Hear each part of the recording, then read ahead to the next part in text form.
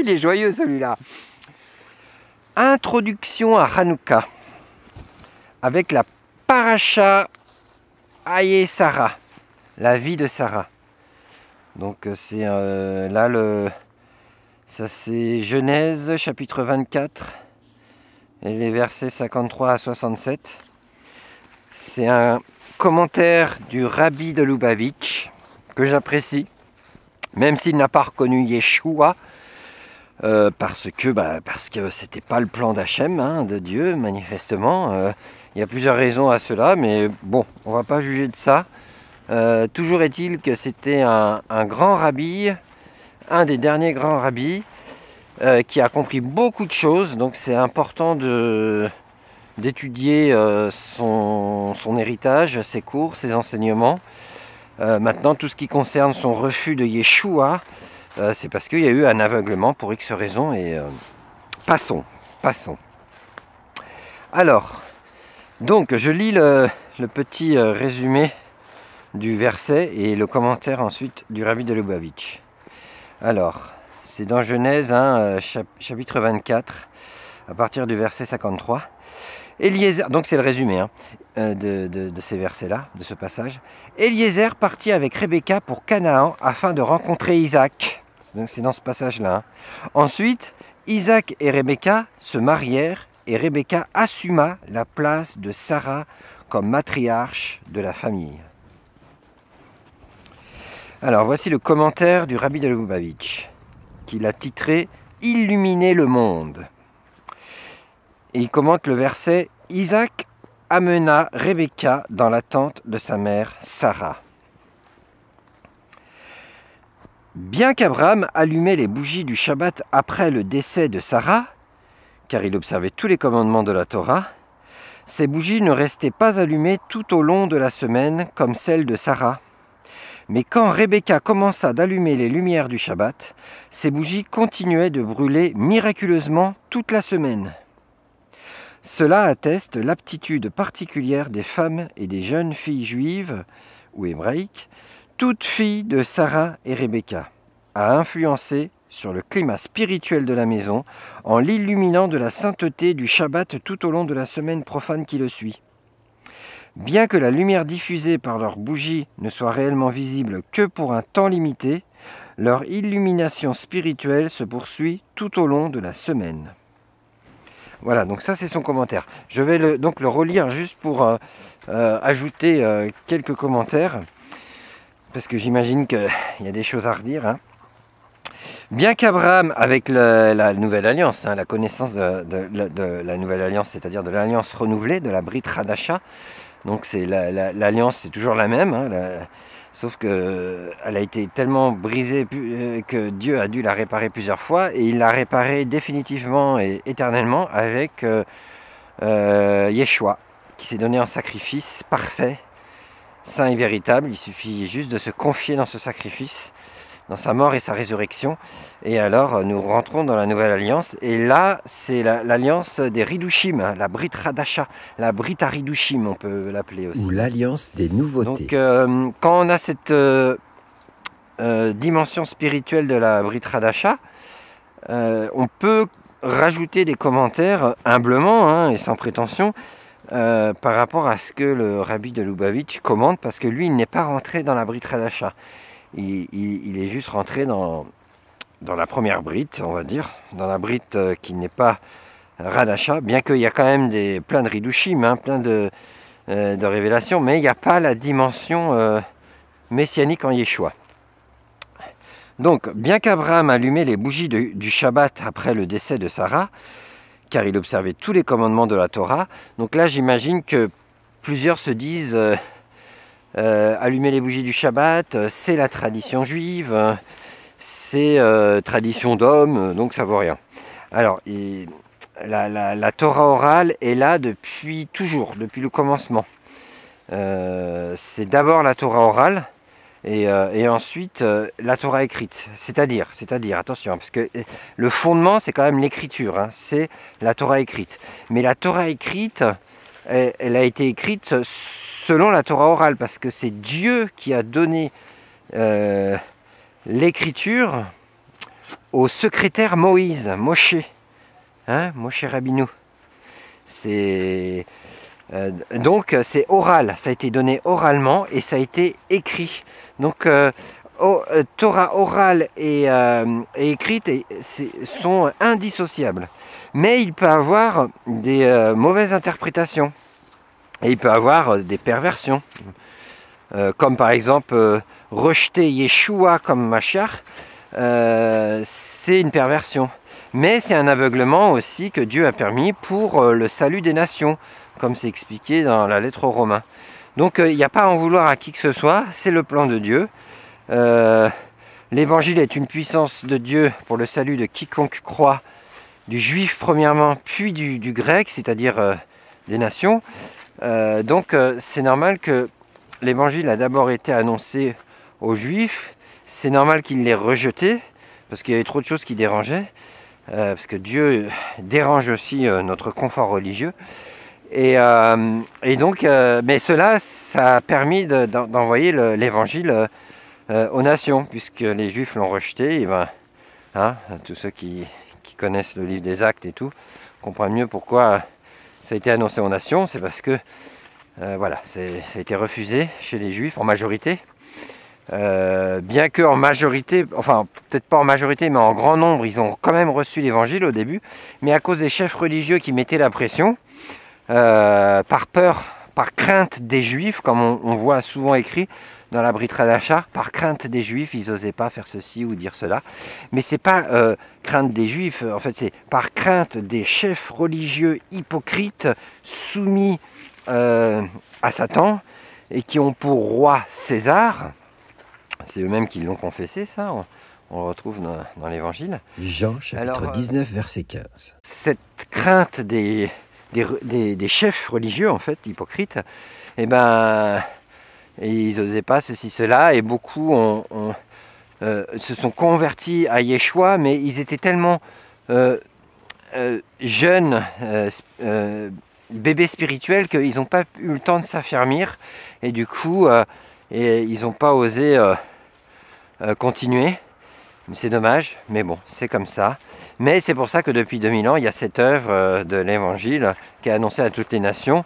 Mais malheureusement, l'Évangile a été plus ou moins perverti. Donc là aussi, il y a un autre problème. Mais le principe, c'est l'aveuglement des Juifs pour le salut des nations durant un temps. Et viendra où ce temps s'arrêtera pour que les Juifs en majorité reconnaissent Yeshua. Et là, quand on sera à ce niveau-là, ça sera vraiment extraordinaire. Mais donc, tout ça pour dire quoi? Tout ça pour dire que l'évangile, c'est de la Torah orale qui a ensuite été retranscrite. Donc, si on rejette la Torah orale, on rejette l'évangile, qui est de la Torah orale du Mashiach, retranscrite par les apôtres, qui, eux, reconnaissaient pleinement la Torah orale, la tradition des pères. Hein, Paul, quand il se défend lors de son procès, dans Acte 22-23, quelque chose comme ça là.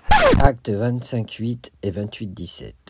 Il dit qu'il n'a rien fait contre la loi, la Torah quoi, contre la tradition de ses pères, donc la tradition juive, et contre César, donc contre la loi romaine.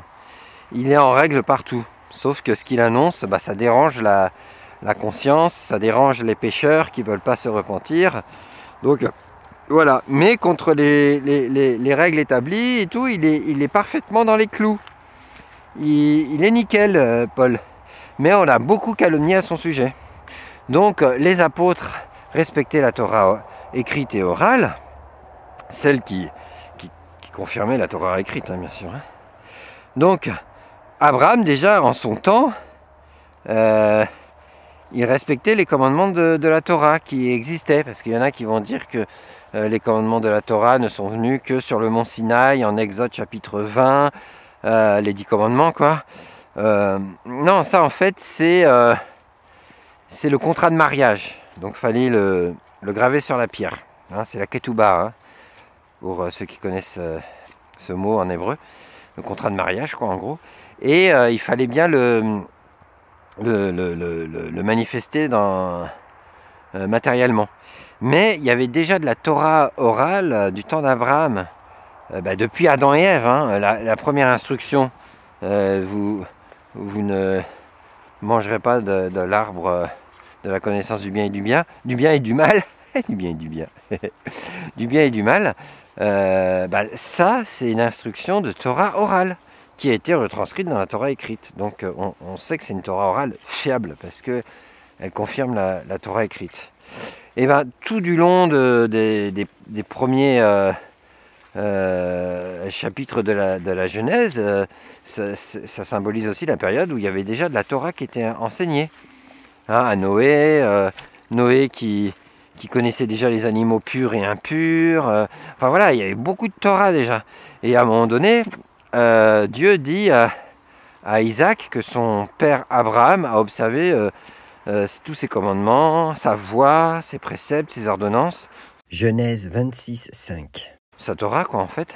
Donc, on voit bien que il y avait de la Torah, quoi. Donc, là, que Abraham, il observait déjà les commandements de la Torah en allumant les bougies du Shabbat, c'est possible. C'est possible. Même si par la suite, cette ordonnance a été donnée, parce qu'il y en a qui vont dire que cette ordonnance a été donnée bien plus tard. Déjà, il faut le démontrer. Mais en supposant, pourquoi pas? Mais une ordonnance qui a été donnée dès le début, elle aurait très bien pu être négligée pendant un temps et remise par la suite. Donc voilà. Et il ne faut pas oublier une chose, il y a une grille de lecture pour la Torah orale et Torah écrite, c'est que si les choses ne s'opposent pas, on peut considérer que c'est bon. Donc si Abraham allumait les bougies du Shabbat, comme ça se fait traditionnellement aujourd'hui, est-ce que ça annule la Torah, cette histoire? Bah non, donc on a le droit d'y croire. Voilà, c'est... Pourquoi voir les choses du mauvais œil? Faut voir les choses du bon œil. Donc si le fait d'allumer les bougies du Shabbat du temps d'Abraham, ça n'annulait pas la Torah, donc on a le droit d'y croire. Quand bien même ce serait faux, supposons que ce soit faux. Et c'est pas un péché de croire en quelque chose qui est faux, mais qui de toute façon, si c'était vrai, ça n'annule pas la Torah. Bon, on s'est trompé. Mais c'est pas une erreur vraiment qui est méchante, quoi. Donc on a le droit d'y croire. Par contre, refuser d'y croire alors que c'est vrai, ça endurcit notre cœur. Et du coup, après, on devient incrédule. Et c'est l'escalade après à l'endurcissement du cœur, quoi, hein, à l'incrédulité. Donc voilà, c'est un code, ça, hein, de lecture. C'est ce que j'apprends de la Torah orale. Est-ce que ça annule la Torah écrite et son évangile? Quand on voit qu'il y a quelque chose qui est annulé, fais attention. Mais quand ça n'annule rien, là je vois pas ce qu'il y a de mal à allumer les bougies du Shabbat, même du temps d'Abraham, donc on a le droit d'y croire. Voilà.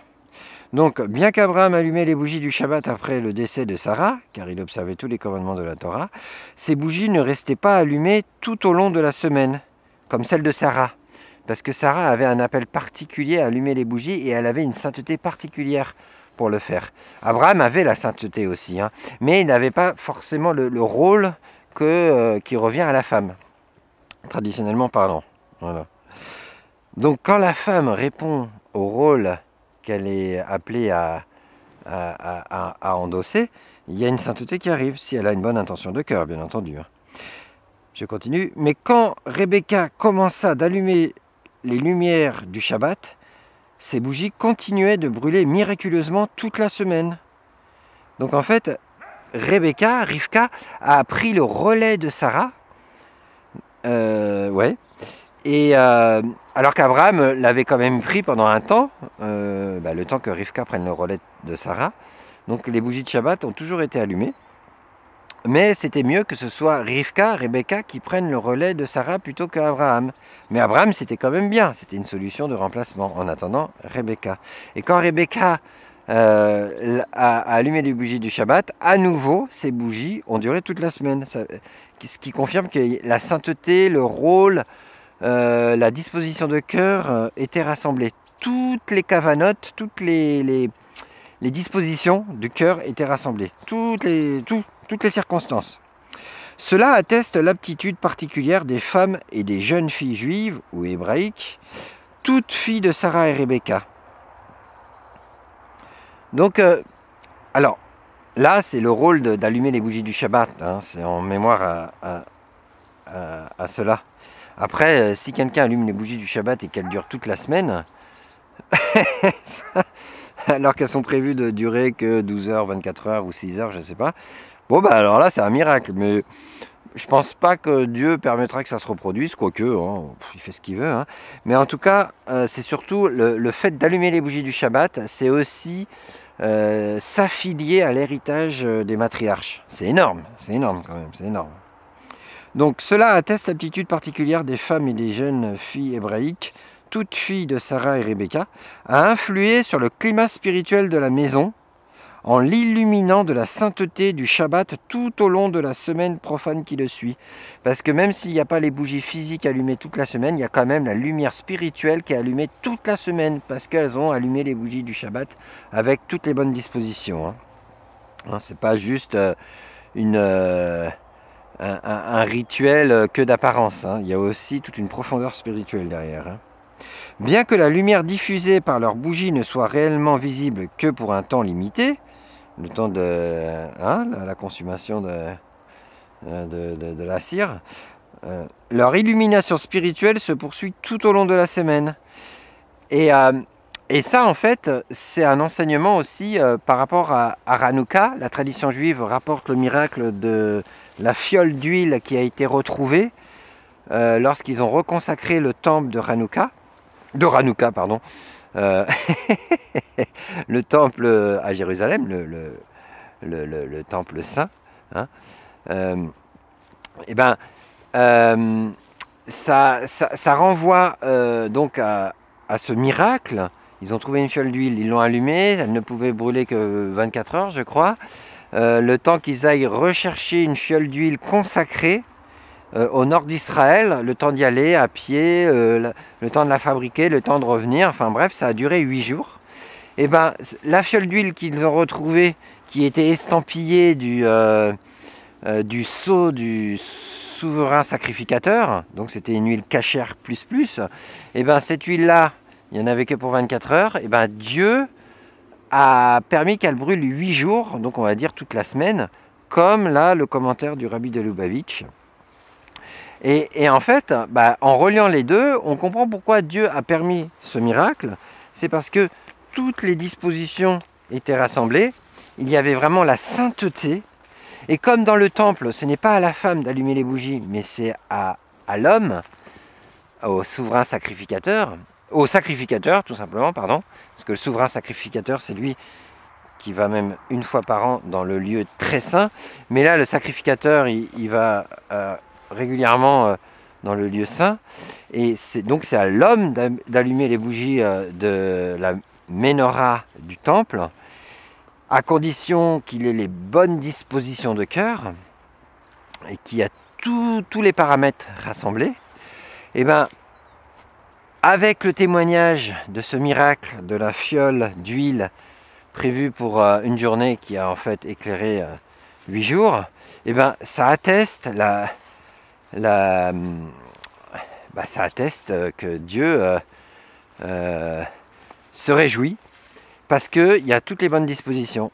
Voilà. Et c'est comme Rebecca qui a pris le relais de Sarah. Le fait que les bougies duraient toute la semaine, c'est un miracle. Et qu'on y croit ou non, hein, parce qu'il y a ceux qui croient, c'est bien, parce que voilà, c'est bon, ça édifie dans la foi. Et ceux qui n'y croient pas, il faut y voir ici un enseignement de Torah qui nous montre que les bougies du Shabbat continuent d'éclairer la maison et ceux qui y habitent toute la semaine. Et ça montre un peu comment cela fonctionne.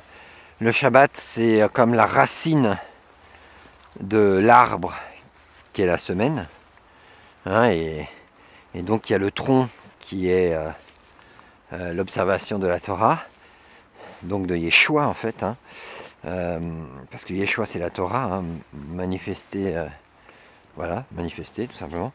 Que ce soit en chair il y a 2000 ans ou en esprit éternellement. Et Et les branches, ce sont les différentes mitzvot, façons de faire et tout ça, et tout ça, et tout ça. Voilà. Et les feuilles, ce sont les protections, les bénédictions, protections on va dire, parce que les feuilles protègent aussi hein, l'arbre, le fruit, tout ça. Donc les mitzvot apportent une protection, bénédiction, une maturation. La fleur du fruit, ça montre justement que c'est la joie, les choses avancent bien. Et le fruit, c'est voilà, c'est l'épanouissement dans notre vie et de notre vie. Voilà. Donc tout ça, c'est un très bel enseignement, je trouve. Et c'est une introduction à Hanouka par rapport au miracle de la fiole d'huile.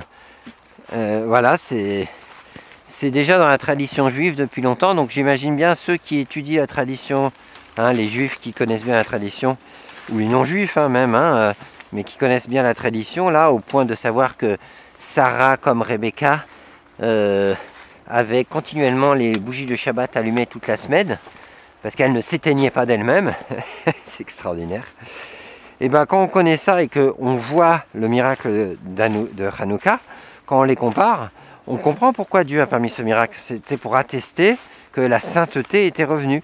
Parce que les Hashmonaïm, donc la famille des Hashmonaïm, la famille de résistants, là, de Judas et de Matthias, Matthieu, tout ça, là, les Hashmonéens, et ben ils étaient suffisamment consacrés, suffisamment saints, suffisamment résistants dans l'âme, parce que pour repousser l'armée grecque, hein, c'est-à-dire la sagesse grecque, il faut être sacrément armé hein, quand même, hein, parce qu'elle est très séduisante et elle nous enveloppe très vite. Hein, le péché nous enveloppe très facilement. Mais eux, ils ont réussi à résister. Hein, ils ont réussi à résister avec les bonnes dispositions. Et ça fait que Hachem s'est réjoui et il a manifesté le même genre de miracle qu'il manifestait avec les bougies du Shabbat de Sarah et de Rebecca qui duraient toute la semaine, miraculeusement. Mais voilà. Donc moi je trouve que c'est très intéressant à comprendre ça et qu'il faut le voir sur plusieurs plans. Le plan littéral, tout simple, hein, le miracle, et le plan allusif, c'est que on doit travailler à cette sainteté et que en gardant le Shabbat, on est en train de préparer la semaine qui vient. Et alors ce n'est pas suffisant, mais c'est une base, c'est une racine. Donc après, il ne suffit pas d'avoir la racine, il faut une bonne pousse, il faut plein de choses, ce n'est pas suffisant. Mais il faut quand même la racine, on est tous d'accord sur ça. Donc le Shabbat, on peut le voir, le considérer, le comprendre comme une racine, vu que c'est un commandement dimensionnel, temporel, spirituel. Il est à tous les niveaux le Shabbat. Mais vu qu'il est temporel, on peut voir le Shabbat comme une racine temporelle, donc de la semaine. Hein. Donc voilà, moi je trouve que c'est super intéressant. Donc Hanouka, le miracle de la fiole d'huile, peut nous faire comprendre l'importance d'observer les commandements, surtout celui du Shabbat qui est une racine et qui peut illuminer toute la semaine comme avec le miracle de la fiole d'huile qui a éclairé la Ménorah toute la semaine jusqu'à la nouvelle fiole d'huile, enfin jusqu'à un nouvel arrivage d'huile nécessaire pour continuer à alimenter. Donc Dieu a soutenu miraculeusement le temps que le naturel revienne. C'est intéressant, hein. Donc Dieu pourvoit à tous nos besoins. Et il pourvoit miraculeusement par sa grâce quand il y a un manquement. Donc c'est pour ça qu'il n'y a pas de de crainte, de peur, de honte ou de quoi que ce soit de négatif à observer les commandements de Dieu, parce que ce qu'on peut accomplir, ce qu'on arrive à accomplir, bon bah voilà, c'est bon, et ce qu'on n'arrive pas, bah, Dieu vient combler miraculeusement, sans condamnation, parce qu'il nous voit bien disposés, mais il connaît notre incapacité, donc il est obligé d'intervenir, sinon on n'y arriverait pas. Tout est par grâce, mais la grâce ne dispense pas de l'observation des commandements. Il nous demande d'observer les commandements, mais c'est par sa grâce qu'on peut les observer. Hein, le roi David, dans un psaume, il dit « Donne-moi la grâce d'observer tes commandements ». Psaume 119, 29. Donc ça, c'est quand même magnifique. La grâce nous permet d'observer la Torah, la loi de l'Éternel. Toutes les mitzvot, même la moindre des mitzvot, hein, comme dit Yeshua dans Matthieu 5, 17, 18, où pas un seul trait de lettre ne sera annulé. Donc ça veut dire que rien ne doit être annulé. Ainsi que les commentaires et la tradition qui confirment la moindre des lettres de la Torah. Toujours une confirmation. Hein. S'il y a une opposition, c'est autre chose. Hein. Mais ça ne veut pas dire qu'on trouve une opposition dans la tradition juive, qu'il faut rejeter toute la tradition juive. Non, il faut juste mettre de côté ce qui semble d'inspiration humaine et non divine. Voilà. Mais il y a les deux dans la tradition juive. Hein. Bah oui, Dieu permet justement pour qu'on apprenne à trier, à filtrer, à discerner. C'est l'esprit de discernement. Il faut le demander à Dieu. Parce que si on a l'esprit de, comme on dit là, l'esprit manichéen, soit c'est tout ou soit c'est rien, soit c'est blanc, soit c'est noir, soit c'est la tradition est entièrement bonne, soit elle est entièrement fausse. Ça, c'est un esprit très humain dans le sens négatif, c'est-à-dire on réfléchit que par nous-mêmes et on a tendance à juger trop vite. Et quand on juge trop vite, on catégorise, on met vite dans des boîtes, c'est vite oui ou non, blanc ou noir, jour, nuit, mais il n'y a pas de, hein, il n'y a pas de charit, hein, de transition. Il y a beaucoup de dégradés, beaucoup de subtilité, beaucoup de discernement à avoir. Mais ce discernement, en fait, il faut le demander à Hachem. Parce que nous, on a un discernement humain, mais qui est limité dès qu'on aborde les choses spirituelles, ce qui est tout à fait normal, parce que ça nous échappe. Mais justement, en demandant à Dieu grâce, Seigneur, fais-moi grâce, donne-moi la grâce d'observer tes commandements, alors il va nous donner le discernement qui est nécessaire. Et ça, c'est merveilleux. Donc, Seigneur, donne-nous ce discernement spirituel, Seigneur, pour marcher dans tes voies sereinement, dans la joie, et surtout en réjouissant ton cœur, Seigneur. Donne-nous ce discernement spirituel pour les choses les meilleures, Seigneur. Merci, Seigneur. Et pour ceux qui ont déjà ce discernement spirituel, eh ben, permets qu'ils grandissent encore, qu'ils se développent, qu'ils s'affinent, qu'ils s'étendent, Seigneur, comme on est appelé à étendre les cordages de notre tente, Seigneur. Et bien que le discernement aussi puisse s'étendre, se grandir pour que nous puissions mieux te comprendre et que la crainte de ton saint nom soit en lien, en rapport, en harmonie avec cet agrandissement, Seigneur. Que nous soyons sages et non pas bêtes et méchants et au point de faire retomber notre discernement. Merci Seigneur, dans le nom précieux de Yeshua, et merci pour Hanouka, Seigneur, qui est une fête merveilleuse, et permets-nous de comprendre tous les enseignements, Seigneur, à travers tous les niveaux de lecture sans en rejeter aucun. Seigneur, merci dans le nom précieux de Yeshua. Amen, ve amen, alléluia. Un petit coup de chauffard? Oui, un petit coup de chauffard. Allez Seigneur, je t'envoie ce coup de chauffard pour te remercier de tout ce que tu nous fais vivre, de tout ce que tu nous apprends, de tout ce que tu veux nous enseigner. Seigneur, éduque-nous conformément à l'esprit de Hanouka. Éduque-nous.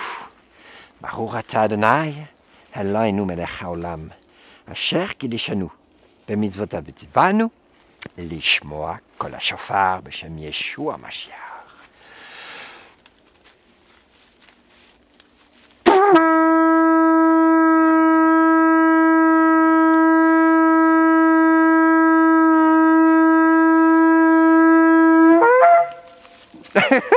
Il est joyeux celui-là.